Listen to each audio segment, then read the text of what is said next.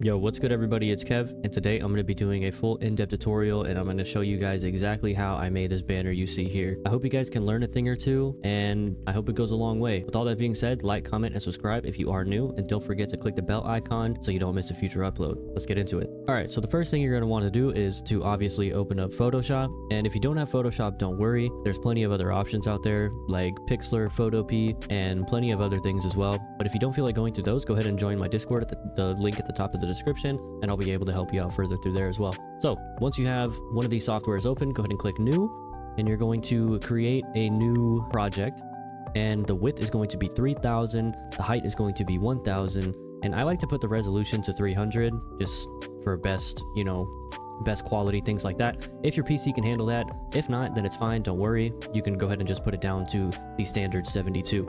Once you have that created, you're going to unlock the background, so you can actually edit the background as well, or the background itself. And next you're going to get your anime render. So what I like to use is DeviantArt. I'm also going to link that down in the description as well, and you can go ahead and use it to search up any anime character you would like. So here is the website.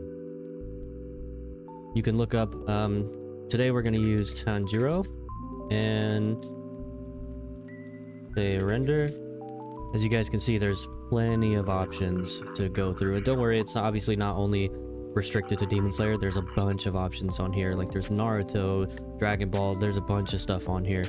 I already have my render opened up in a different thing here. So I'm just going to go ahead and click File, Open.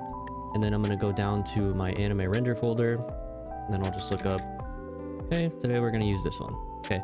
So if you guys have a little watermark on your render, don't worry, you can just click the eraser tool or press E on your keyboard. Make sure the hardness is all the way up, and then make sure you're selected on this layer. I like to zoom in a little bit, so you get better coverage of everything. Just go ahead, take that out. And then also what I like to do is I like to press Control and I. It inverts the image, and then it shows me if there's anything left over from the watermark.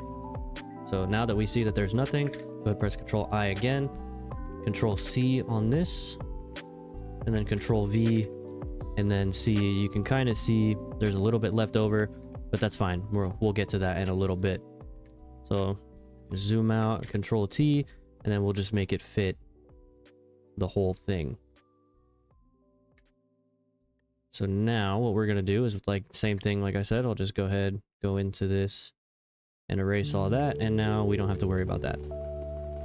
So now what you're going to do is you're going to make a new layer, and then you're going to go ahead, click over to the polygonal lasso tool, right click it if it's not selected, and it'll bring up this sidebar here. You can click on the polygonal lasso tool and make sure you're selected on the top layer, and all you're going to do is just go to wherever you would want. We're going to be making this side colored, and it's going to be a color from what he's wearing or his eyes or anything like that, whatever you feel looks best for your header. So personally, I only want this little section and not behind him here because there's space here and all that kind of stuff. So I'm just going to click down here and just go through the render this way, and then don't worry about clicking out here, it doesn't really matter. And now you're going to stay selected on this one, and then you're going to click the brush tool, and then you're going to click this little thing here. And then now you can just click on anything from over here and make it, say that color. Personally, I like this little magenta-ish color. You can, of course, go through the eyes or anything like that. But, like I said, do whatever is best for your header. So now, once you have your color selected, go ahead, do this. If you don't know how to do this, you just hold Alt and right-click, and then you can mess with the size of this, and then you're just going to brush over and then go ahead and make that. And now just click this and you just put it below, and then you do Control D to deselect, and now you have this here. And now you might be wondering what we're going to be doing over here. We're just going to make it white. So we'll just do the same thing. Just do this here, make sure it's white, and then you can just do this.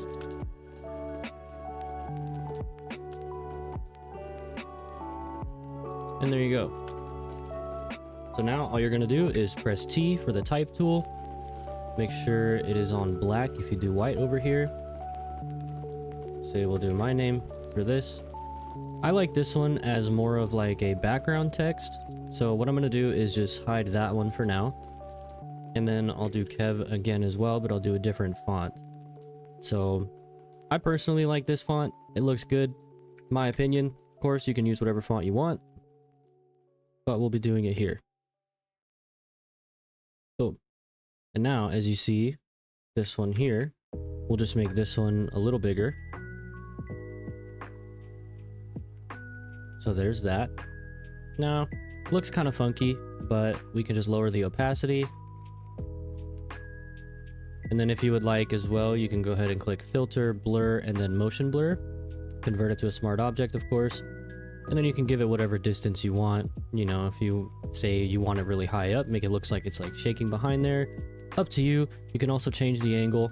You know, all that kind of stuff, like the direction of where it's going. As you can see, the angle is 20 here, so it looks like it's kind of going upwards. I like it like that. I'm gonna leave it like that. So if that's how you like it, more power to you. If not, then you can just leave it as the basic without the filter as well. Next, all we're going to do is we're going to press on the layer of the render, press Ctrl J, and then Ctrl T, and then we're just going to make it big. We're just going to make it super big. Personally, I like the eye look there. Now all we're going to do is just put it behind everything. Say about there. And now you're going to click on the style over here, put it to luminosity, and then lower the opacity to about 43, or to your liking. I kind of like it, let's say about there. We'll put it there. And then of course, with the original text, you can put on a stroke if you would like. Make sure to also use something that goes along with the text here. Maybe like a lighter color, something like that. And you could put an outer glow if you would like. You know, make the size a little bit bigger. Maybe something like that.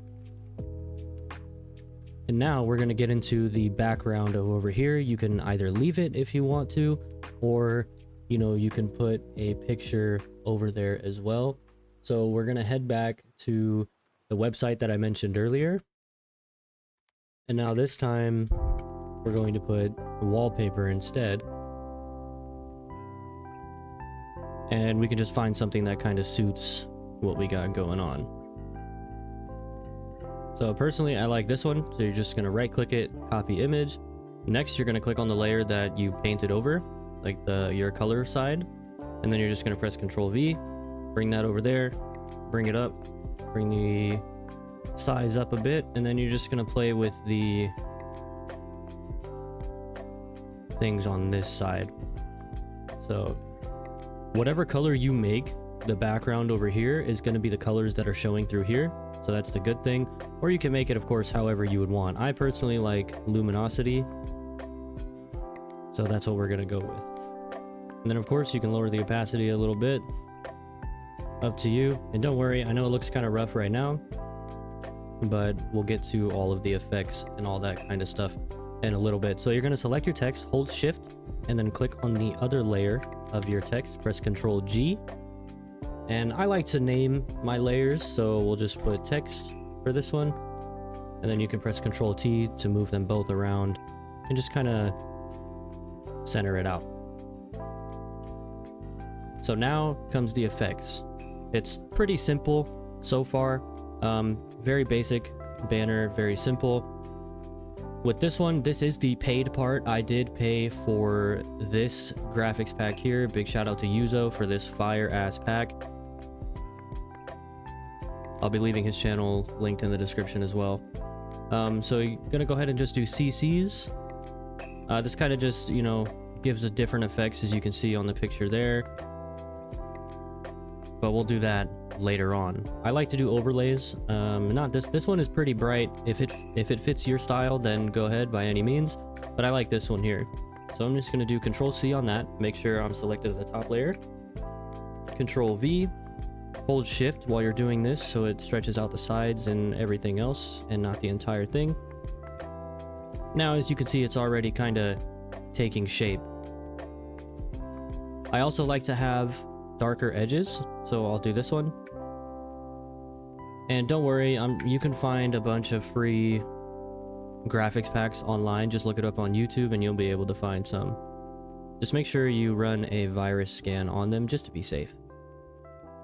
So now it's kind of, you know, it's taking shape, right? So now is when the CCs come into play. I usually go with 8. We can see how it looks here. Make sure, yet again, you're selected on the top layer. And I like that. I like how it looks. So I like to put 2 to 3. Kind of complement each other. And then we'll go with 10 as well. See how that looks. It's all a waiting game, you know? Like, it's trial and error, and a lot of it. So I'll lower the opacity of the CC 10. And now, what we will do is we will click back down to the text again. And then we will make a copy of the background text here. And Control J on that. And what we will do now... Whoops, wrong text. Make sure you select the right one. So Control J on that one. And now, what you can do is Control T. I like to zoom out a little bit so I get a better coverage. And now you can just put it to however you want. Kind of give it that, you know, that extra style in the back there so it's not so bland. And you're not flooding it with renders, you know? So now that I have all the CCs, all this kind of stuff, all you're going to do is go to the bottom layer, hold shift, and then click the top layer. And now you're going to do Control G like we did with the text earlier, make it a group.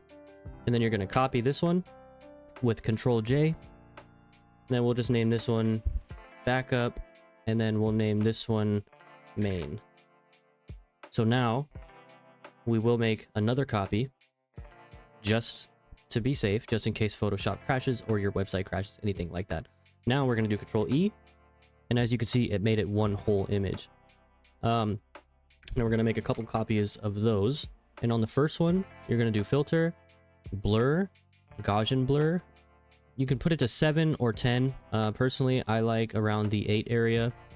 And now you're going to make sure you're selected on this layer, and then you're going to go down to whatever fits the best, whatever looks the best.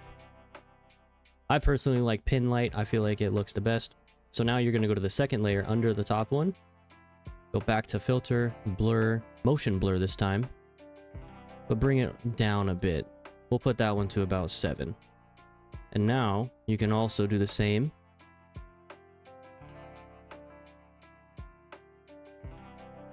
Just whatever looks best. I like the saturation, so we're going to go with that one. Then, of course, you can, you know, up this one, up the opacity, all that kind of stuff, up to you.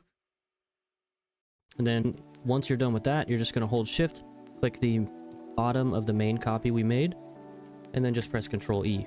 And now everything that you made on there is completely done. All right, so once you have all of that done, now is when the lighting and all that stuff comes into play. You're going to press Control Shift and A. That'll open up the camera raw filter. And now don't be alarmed for over here. This is just what you have in the background. So you're going to go ahead and click basic. And then if you want, you can bring the temperature up and make it a little more yellowish, or you can make it bluer, anything you want. Personally, I'm not going to mess with it, so I'm going to leave it at 0. Of course, you can do the tint as well. Up to you. This just kind of changes the color of it. You know, as you can see, let me zoom in here. As you can see, it kind of, you know, it goes to like the purple or to the greens, anything like that. It's really up to you. I like to put just a little bit, nothing crazy to where it's like super noticeable. Of course, the exposure just makes it super unnecessarily bright. I like making my renders or my headers a little darker. That way the characters pop out a bit more, you know? So now contrast, of course, you can bring it up or lower it. Up, completely up to you, but you don't want to mud everything out, you know? So I'll put it just a little bit down. You're just going to have to mess around with this, of course, whatever looks best for your header. You can bring up the shadows a bit. Basically, this kind of, when you bring it up, it basically kind of almost removes the shadows in a way, as you can see on the render here. kind of removes it a little bit, and then if you bring it down, it makes the shadows more prominent. So we'll bring it up just a little bit, and then the whites, of course, you know, kind of, if you look at the render's face here, kind of makes it a little brighter, of course. Then you can bring it down, or, you know, like I said, you're just gonna have to play around with this. Texture, I don't like to bring it all the way up, but I do like to bring it up a bit. Clarity, that part is also up to you.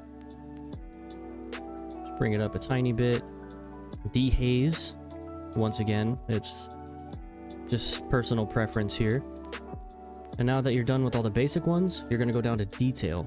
And then the sharpening, I like to put it up pretty high. As you can see, it kind of just makes it look better.